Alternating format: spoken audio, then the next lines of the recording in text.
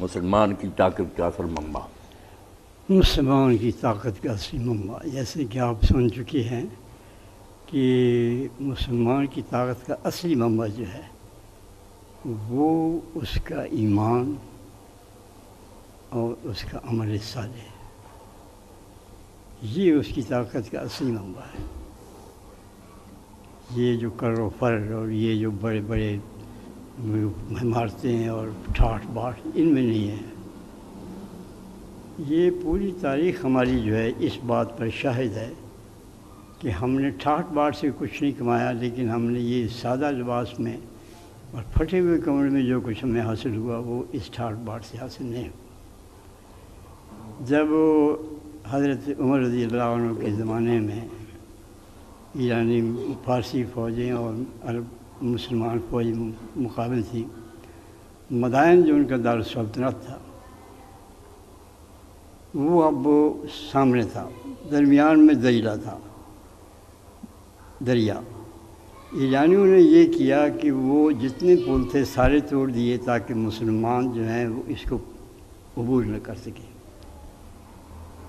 اب آپ دیکھیں کہ انہوں نے تو اپنی طرف سے پورا بندوبست کر لیا کہ اب وہ حالانکہ تعداد میں یہ کم تھے، اسلحے میں یہ کم تھے، ہر لحاظ سے ان کا ساز و سامان جو ہے اس میں کمی تھی، اور اس کے علاوہ یہ ہے کہ سرزمین ان کی تھی، ملک ان کا تھا، جہاں انہیں ساری سہولت حاصل تھی، وہ ملک کے چپے چپے سے واقف سے جانتے تھے، اور یہ تو اس ملک میں اجنبی تھے۔ لیکن جب انہوں نے دیکھا کہ ساری کشتیاں ٹوٹی ہوئی ہیں اور کچھ نہیں جا سکتے تو گھوڑا ڈال دی جاتی، پورا لشکر جو ہے وہ اس کے پار پہنچ گیا۔ اب وہ دیکھ کے وہ جب یہ پار گئے انہوں دیکھ رہے تھے، حیران ہو گئے۔ طبری لکھتا ہے کہ انہوں نے یہ ان کی زبان سے کہا دیوا آمدد کہ انسان تو یہ نہیں کر سکتا، یہ تو کوئی جنات آ گئے ہیں، اب کہاں سامنے ٹھہر سکتے تھے۔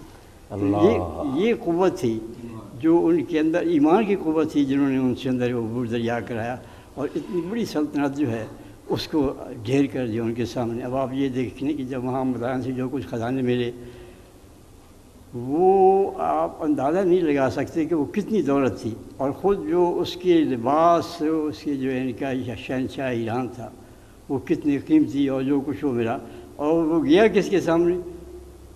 مسلمانوں کے اس حکمران کے سامنے گیا جس کے کہ جسم پر پیبند لگا ہوا کرتا موجود تھا۔ تو یہ آپ اندازہ لگائیے کہ اگر قوت کے لحاظ سے، دولت کے لحاظ سے، شان و شوکت کے لحاظ سے اگر کچھ چیز حاصل ہو سکتی تو وہ تو کسریٰ کو حاصل تھی، ایران، شاہ ایران کو حاصل تھی۔ حضرت عمر کو تو حاصل نہیں تھی، ان کے پاس تو ایمان کی دولت تھی موجود۔ اور یہ جو ہیں جب مقابل ہوئے تو ان سے وہ ان کا جو سپہ سالار تھا اس کے الفاظ وہ نقل کرتا ہے فردوسی، بڑی حقارت سے دیکھتے تھے مسلمان عربوں کو، کہتے کہ یہ کیا ہے؟